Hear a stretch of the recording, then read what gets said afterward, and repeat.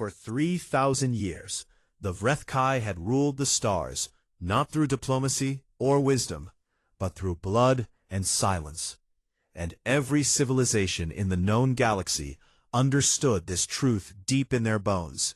Some species had learned it from history books, and others had learned it while watching their home worlds burn. The Vrethkai were not simply a dangerous species. They were something closer to a force of nature wearing flesh. Six-limbed killing machines armored in thick silicon plates that shrugged off most energy weapons. Standing 4 meters tall on their rear legs, with 6 deep red eyes that never missed movement in darkness or light, and jaws strong enough to bite clean through the hull of a small scout vessel. They did not conquer in the traditional sense. They hunted, and the distinction mattered greatly to anyone trying to understand them. Conquering implied a desire for territory, for resources, for subjects to rule. The Vrethkai wanted none of that. They wanted the act of hunting itself, the pursuit, the kill, the silence that followed. And if the species they hunted happened to be driven off their world entirely, that was simply a side effect and not a goal. Over 3 millennia they had driven 11 known species to extinction, not out of survival necessity, not out of resource competition, but because the Vrethkai considered the act of hunting lesser species to be a cultural and spiritual practice, something sacred, something that defined their identity as the apex of all living things in the galaxy. The Galactic Conclave, a governing body of 37 member civilizations spread across 4 star clusters, had tried everything short of open war to manage them. Tribute shipments of raw materials sent every cycle, designated hunting zones carved out of uninhabited systems, formal agreements negotiated over decades of agonizing diplomacy. All of it accepted by the Vrethkai with cold amusement, and then ignored whenever a new target caught their interest. War had been considered exactly once, roughly 800 years ago, when a coalition of 12 species had assembled a combined fleet and attempted to push the Vrethkai back from the Saren Nebula. The Vrethkai had not simply defeated that fleet. They had dismantled it in under 4 hours, and then spent the next decade hunting the populations of 3 of the 12 species responsible, down to their last members, as a message. After that, the Conclave learned to appease, and it became very good at telling itself that appeasement was wisdom. The chamber where the Conclave met was a vast circular hall carved from a hollowed asteroid, ringed with translation pillars, and filled with the soft breathing sounds of dozens of alien species packed into tiered seats. On this particular day, the atmosphere in the chamber was not merely tense. It was suffocating. Ambassador Sealvorn of the Thari sat in the 3rd tier, her 4 slender fingers pressed flat against the cool stone of her seat's armrest, her wide pale eyes fixed on the holographic star map rotating slowly above the central floor. The map showed the Orion Fringe, a stretch of outer rim space that had, over the past century and a half, been quietly and steadily colonized by a relatively new galactic presence, a bipedal species from a small blue-green world in an unremarkable solar system, a species called humans. The Vrethkai fleet marker on the map was a deep crimson cluster of 40 warship signatures, and it was moving directly toward the largest human colony in the Fringe, a world called Kepler's Reach, home to more than 2 million colonists. The Conclave speaker, a heavy-bodied Drunai named Vostal, raised his secondary arms for order, and the chamber fell into uneasy silence. The Vrethkai High Hunting Fleet has entered the Orion Fringe, he announced, his translated voice flat and careful. Their course is confirmed. They have selected a target. We must decide as a body how to respond. The debate that followed was not noble. It was not even particularly honest. Speaker after speaker rose to make the same argument, dressed in different language. The Vrethkai were too powerful to confront. The humans were too new and too small to be worth provoking a conflict over. The Conclave's first duty was to its established members, and the Orion Fringe was technically outside the protected zone of the Mutual Survival Charter. Seal Vorn listened to all of it, with growing unease curling through her chest. She waited until the room had mostly exhausted itself before she stood. "We can warn them," she said, simply and directly. "We can send a transmission to Kepler's Reach right now. We can tell them what is coming, what the Vrethkai are, what they have done to 11 other species. Can give these humans a chance to evacuate." The response from the chamber was immediate and dismissive. 3 senior delegates spoke over each other to explain why that was inadvisable, why it might provoke the Vrethkai further, why it was not the Conclave's place to interfere in a border region matter. The vote was called. Warning humanity failed by 31 to 6. Seal Vorn sat back down and stared at the holographic map, at the slow and patient movement of that crimson fleet through the dark between stars, and she said nothing more, because there was nothing more worth saying to this room. Far across the galaxy, on Kepler's Reach, the morning was bright and cold. The colony's main settlement, a city called Harrow's Gate, was waking up in the usual way. Workers moving through wide streets, cargo loaders running their early routes between the landing pads and the storage districts. Children heading to education centers in the lower quarter. Mara Voss stood at the wide window of the military command building near the city center, and drank her coffee while reading the overnight sensor reports. She had been the colony's military governor for 6 years, and she had learned to trust the instinct that sometimes tightened quietly in the back of her neck without any obvious reason. That instinct was very active this particular morning. When the long-range early warning system triggered 40 minutes later, she was already at her command station.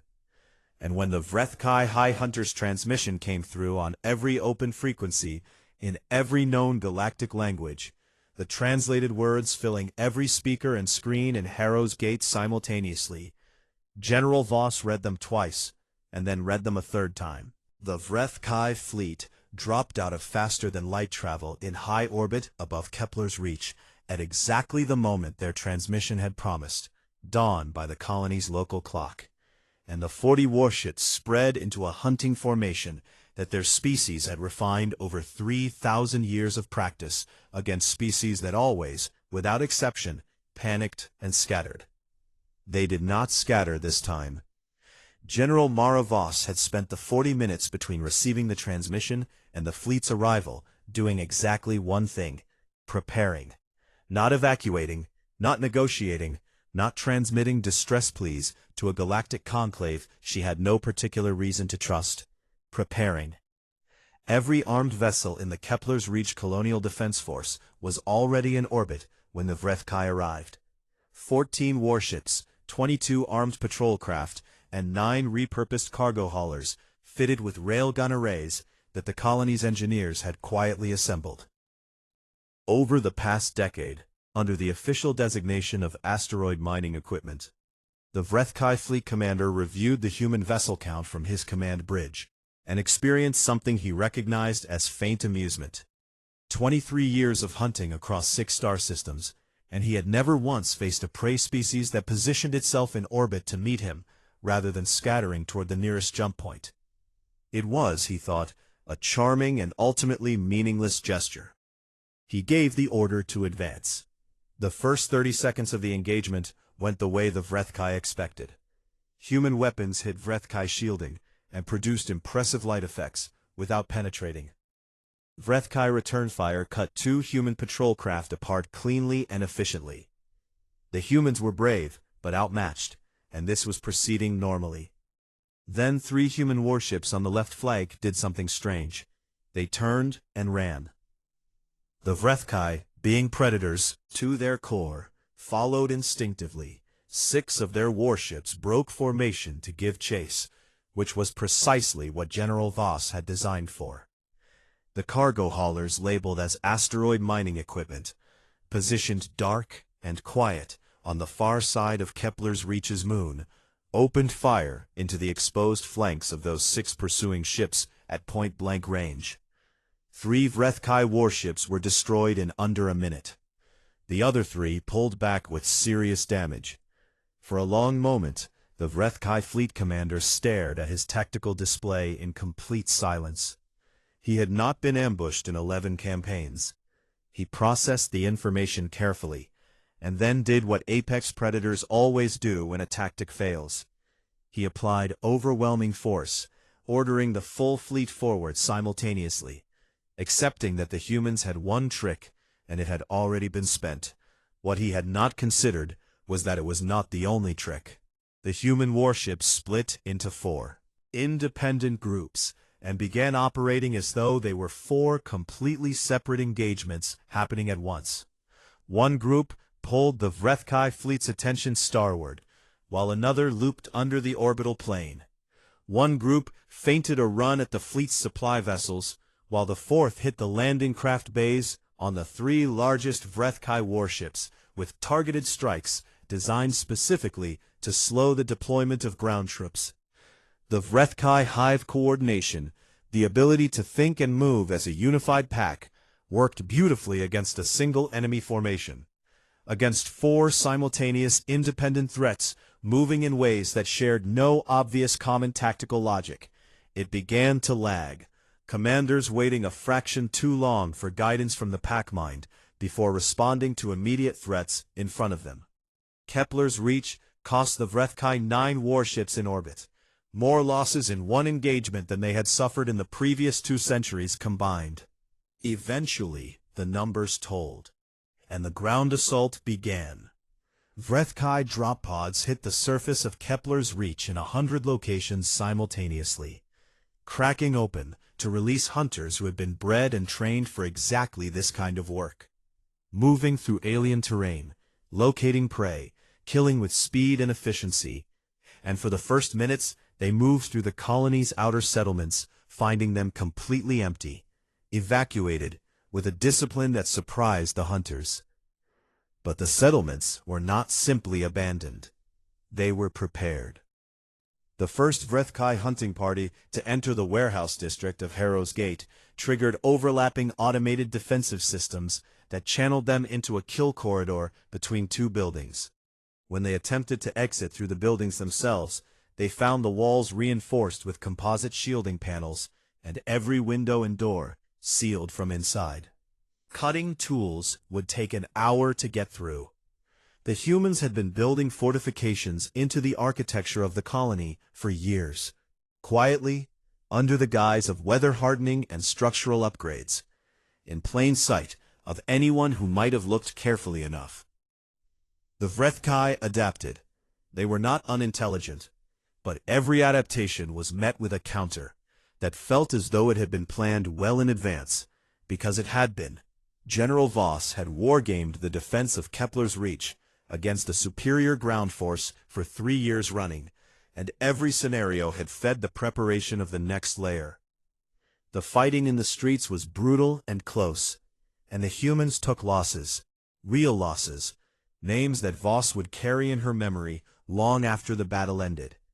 But the Vrethkai took losses too, and that was something that had not happened in living memory for their species anywhere in the galaxy.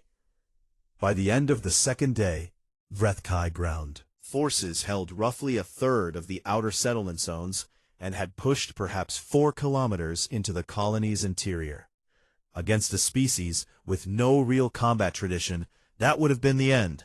Against humans, it was simply the current line, to be held and argued over and bled over until something changed. High Hunter Vrethnax dropped from his personal command vessel to the surface of Kepler's reach on the evening of the 3rd day, the oldest and most experienced hunter of his generation, the being who had personally led the extinction campaigns against 2 prior species. And he stood in the outer district his forces had captured, and looked inward toward the glowing defensive lines of Harrow's Gate, with all 6 of his red eyes. The humans were still fighting, loudly, aggressively, and with a creativity that kept producing new problems. 3 days into an assault by a force that should have ended them in hours. Vrethnax stood in the alien soil of this strange world, and considered what he was seeing for a long time. far across the galaxy, in the hollowed asteroid where the Galactic Conclave met, Ambassador Sealvorn of the Thari had been watching long-range sensor data for 72 hours without sleeping. She watched the numbers, the fleet exchange ratios, the orbital losses, the ground engagement maps pulling slowly inward like a tide that refused to fully come in. The distress signal that left Kepler's reach on the 4th day of the Vrethkai assault was not a plea. It did not ask for mercy or rescue in the traditional sense. It was a declaration, transmitted on every human military frequency simultaneously, formatted according to a protocol that every human colony commander had been briefed on since the establishment of the Orion Fringe Defense Network 12 years prior. The protocol was called Contingency Omega, and it carried one message. All human military assets were called to active war footing. A species-level threat had been confirmed. Respond immediately. On Earth, the signal arrived at United Earth Defense Command headquarters in the early hours of the morning, and the duty officer who received it did not hesitate for even a second. He woke the chain of command within 4 minutes, and shortly after that, the Supreme Commander of UEDC, Admiral Jonas Hale, was standing in the Situation Room in his full uniform, reading the data from Kepler's reach with an expression that the officers around him could not quite place. It was not panic. It was not even surprise. It was something more like the face of a man who had spent decades preparing for a specific kind of storm, and was now watching that storm arrive precisely as predicted. "Send the activation signal to all fleet commands," he said quietly. "All colonies go to war footing. Full mobilization within 72 hours. The officer beside him hesitated. "Admiral, full mobilization hasn't been called since the frontier agreements. The Conclave is going to—" "The Conclave," Hale said, without looking up from the data screen, "chose not to warn us. They can watch." What happened over the next 3 weeks was something the rest of the galaxy was entirely unprepared to see. Humanity had been in space for roughly 200 years, young by galactic standards, barely past the threshold of what the Conclave classified as a developing civilization, but 200 years of carefully watching, reading the histories of extinct species, and drawing patient conclusions had produced something that looked like a fleet of exploration and colony support vessels to any outside observer, and was in fact the most carefully concealed war machine in the Orion Fringe. Human shipyards that officially produced cargo haulers and passenger transports began rolling out warship configurations within 48 hours of the Omega signal. Because the cargo hauler frames had been designed from the beginning to accept weapon and armor modules stored in warehouses on a dozen different colonies, labeled as industrial equipment and left waiting for a moment that humanity hoped would never come, but prepared for, as though it absolutely would. Colony defense forces that officially existed to protect settlements from meteor strikes and territorial disputes activated reserve structures that tripled their size in under a week, because the training programs had been running quietly for years under the name of Emergency Response Certification. The fleet that assembled at the Orion Fringe jump point over 3 weeks was by any honest measure enormous.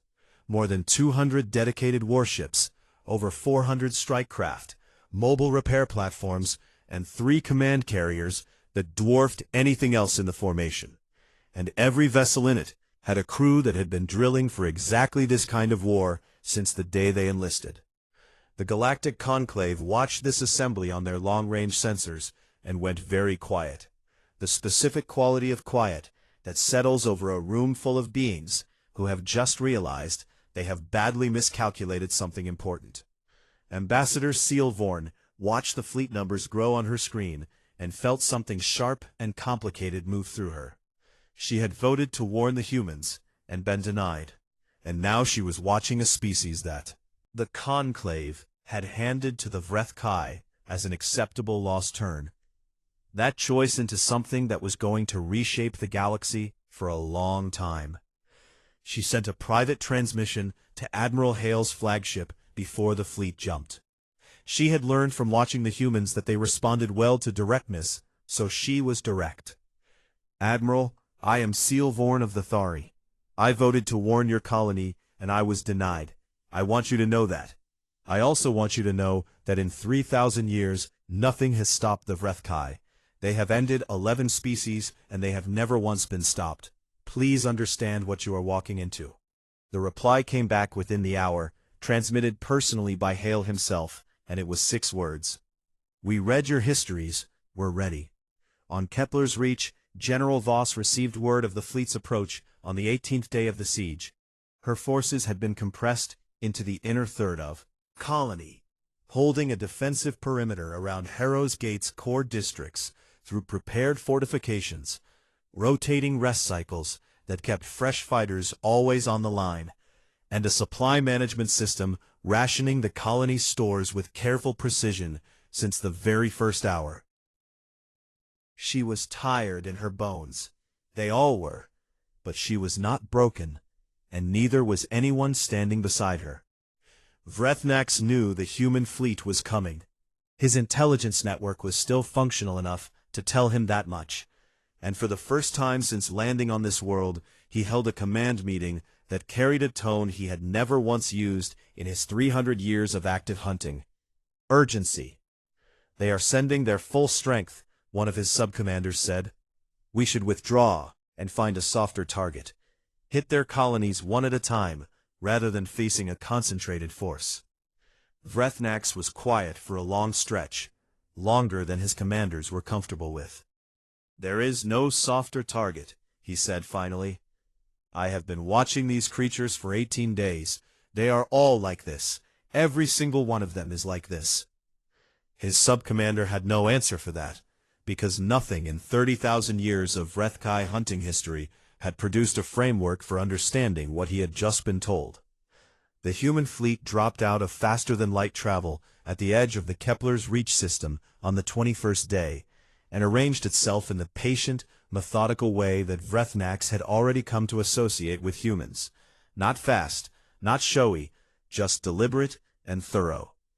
The first thing Admiral Hale did after the fleet settled into position was not issue a combat order. It was to open a direct voice channel to General Voss on the surface of Kepler's Reach below. "General," he said, "how are you holding?" Her voice came back steady and slightly rough at the edges from 3 weeks of heavy use. "Holding, Admiral. We've been saving you some targets." Something that functioned like a smile crossed Hale's face briefly. "We'll take it from here," he said. On the surface, in the captured outer district where he had stood many times over the past 3 weeks, Vrethnax looked at the new signal spreading across his tactical display, and understood with the absolute clarity of a very old and experienced predator that the nature of this hunt had changed completely. He was no longer the hunter in this equation, and the worst part was that he could not identify exactly when the change had happened. The Battle of Kepler's Reach lasted 6 more hours after the human fleet arrived. Not because it was close, but because Admiral Hale chose to be methodical rather than fast, peeling the Vrethkai fleet apart in careful layers rather than driving straight through the center, cutting off every possible retreat vector before destroying anything, making certain that no Vrethkai vessel escaped the system with full data on human fleet capabilities and tactics. When it was over, and the surviving Vrethkai ships had been captured or destroyed, Hale held a briefing with his senior commanders that lasted exactly 30 minutes. He did not celebrate. He did not give speeches. He looked at the tactical map of Vrethkai-controlled space and said quietly, "We finish it." The campaign that followed was unlike anything the galaxy had witnessed in recorded history. Hale did not assemble his fleet into a single massive formation and drive it straight toward the Vrethkai home. Systems. That was what the Vrethkai expected. The kind of direct, overwhelming assault their hunting instincts were perfectly designed to counter. One clear threat with a center that could be identified and broken. Instead, he split his forces into 17 completely independent strike groups, each commanded by an admiral, with full authority to operate without waiting for central command approval. Each group received a prioritized list of strategic targets in their assigned region, and one instruction: complete them in whatever order and by whatever method their commander judged best. The 17 groups disappeared into the dark between stars and began to work. The Vrethkai had never fought an enemy that operated this way. Their hive coordination worked on the principle that a pack needed a clear hierarchy, a central intelligence directing all the moving parts, and that to defeat an enemy, you located their center of command and broke it. 17 independent human fleets with no single center meant the Vrethkai hive mind was simultaneously processing 17 crisis points with no reliable way to determine which was the distraction and which was the real attack. The answer, which the Vrethkai took painful months to understand, was that none of them were distractions. They were all real. Every single one was an actual threat, being pressed by commanders who had the authority and the will to press it fully, without waiting for permission. Vrethkai breeding stations in the outer systems fell first, not because Hale assigned them the highest emotional weight, but because the breeding stations were where the next generation of hunters was being developed, and removing them shortened the war by years. It was a cold calculation written into the campaign plan in the same practical language as resupply schedules and ammunition logistics, without drama and without hesitation. The Vrethkai responded to each strike by attempting to concentrate force against it, and every time they concentrated, one of the other 16 groups hit something else in a different direction, forcing dispersal again. It was a rhythm that the Vrethkai commanders could see but could not break, because breaking it would have required them to ignore real losses happening right in front of them. On the ground, human soldiers fought in ways that the Vrethkai found deeply disorienting. Not because humans were physically superior, they were not. The Vrethkai were larger, stronger, and armored by nature in ways that took specialized weapons to overcome. But because human soldiers did not fight to survive and pull back, they fought to hold ground, and the moment ground was held, they immediately began fortifying it, turning every gained meter into a fortified problem that required the Vrethkai to spend disproportionate resources to take back. And then there were the other things, the things that no Vrethkai hunting manual had ever mentioned because no prey had ever done them before. Human soldiers played recorded audio through speaker systems positioned near Vrethkai forward positions throughout the night cycles.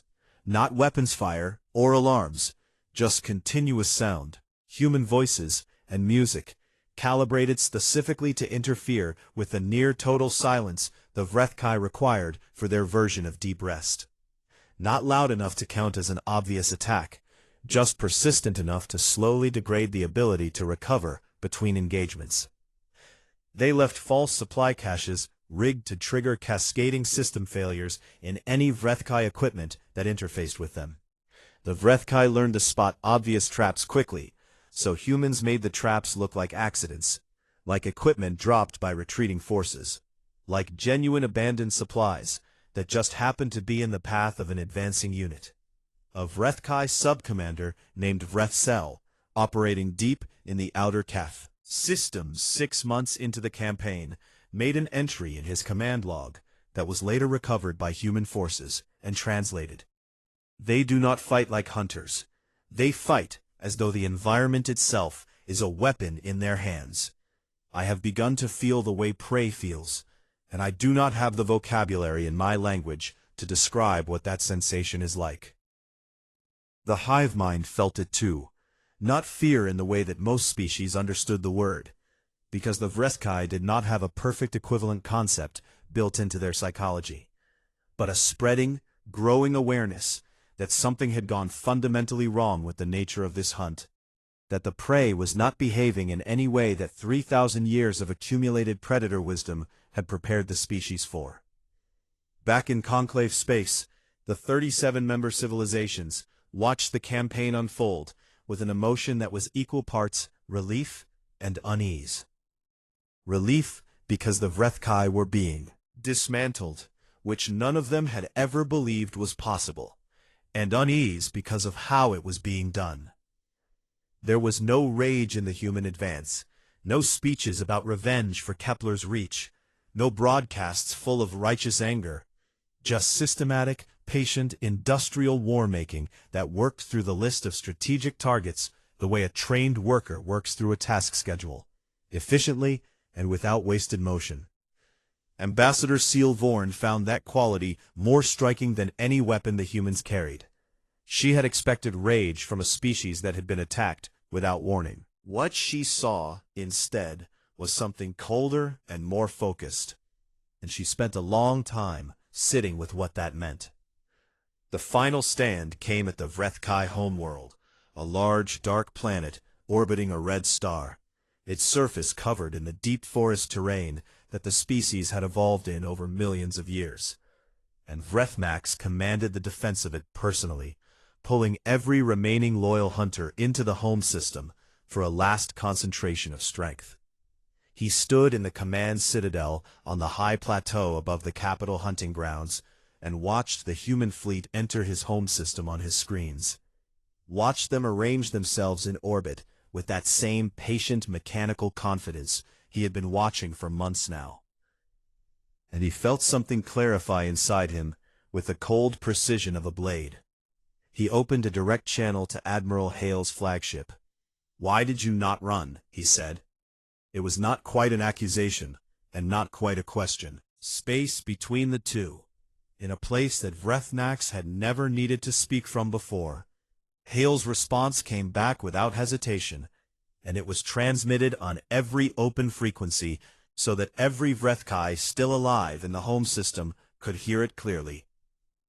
Because something was going to inherit this galaxy, we decided it would be us. The battle for the Vrethkai homeworld lasted 9 days, and when it was over, the silence that replaced the noise was the kind of silence that a galaxy feels when something ancient and terrible has finally, permanently, gone still. The silence after the last engagement was a specific kind of silence, not the silence of empty space, which was simply absence, but the silence of a place that had recently been very loud and was now very still, which carried a weight that absence alone did not. Human soldiers moved through the capital hunting grounds of the Vrethkai homeworld in careful formations, checking structures, clearing areas, doing the patient and unglamorous work that followed every battle. And in the deep inner chambers of the great citadel, they found the last surviving members of the Vrethkai, roughly 40 individuals who had stopped fighting, not because they had been defeated, but because there was simply nothing left to fight for. Vrethnax was not among them. He had died on the 9th day, in close-quarters combat, in a corridor of the Citadel's lower levels, fought to the end by a human squad that had held nothing back. The squad leader had reported afterward that the High Hunter had fought without attempting to flee or negotiate until the very last moment, and had said nothing during the entire engagement. The report was filed with the same flat language as every other action report, and Admiral Hale read it in his briefing room aboard the flagship, and then set it down and looked at the wall for a while without saying anything.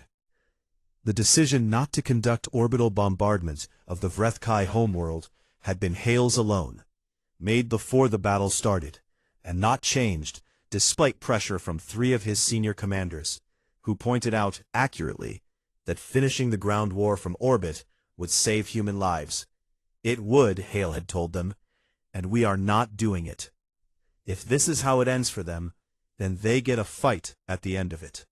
That is the only way we come out of this as something we are willing to be. It was not mercy for the Vrethkai.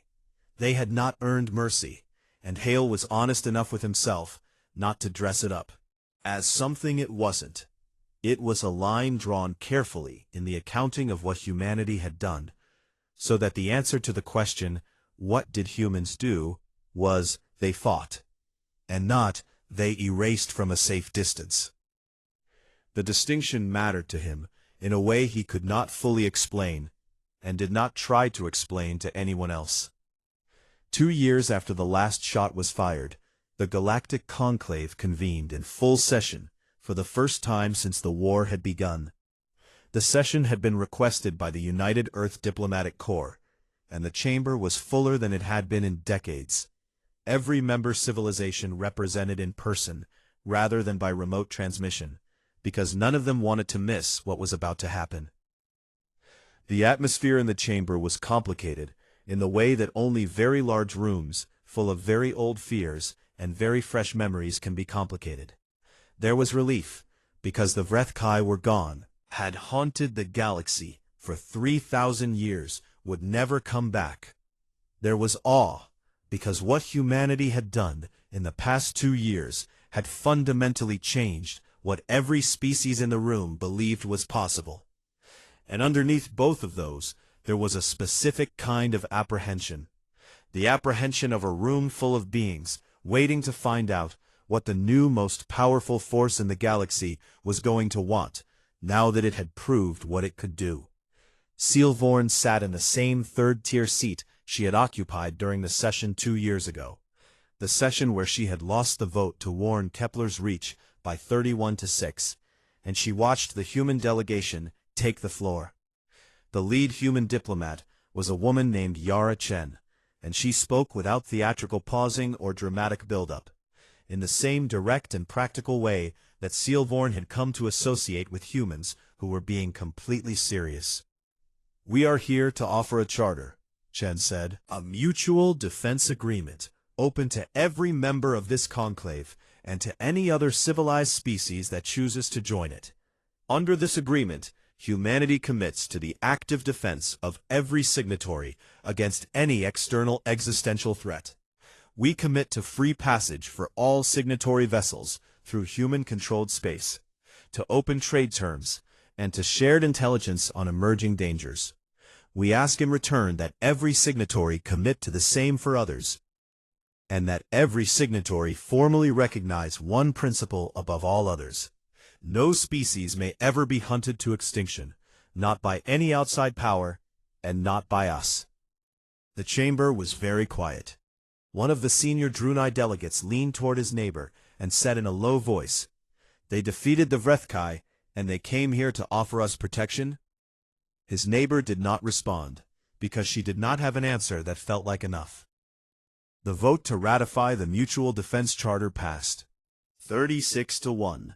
The single dissenting vote came from a small delegation that Sealvorn privately believed had been hoping to negotiate a stronger position for itself, and had misjudged the room entirely.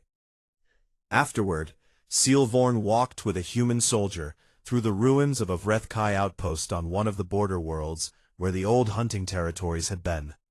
The soldier's name was Corporal Danya Reyes, and she had fought continuously from the first day on Kepler's reach through the final engagement on the homeworld, without a single week's leave. And she walked through the ruins with the careful, tired gait of someone who had been carrying something very heavy for a very long time, and was only now beginning to believe she could set it down.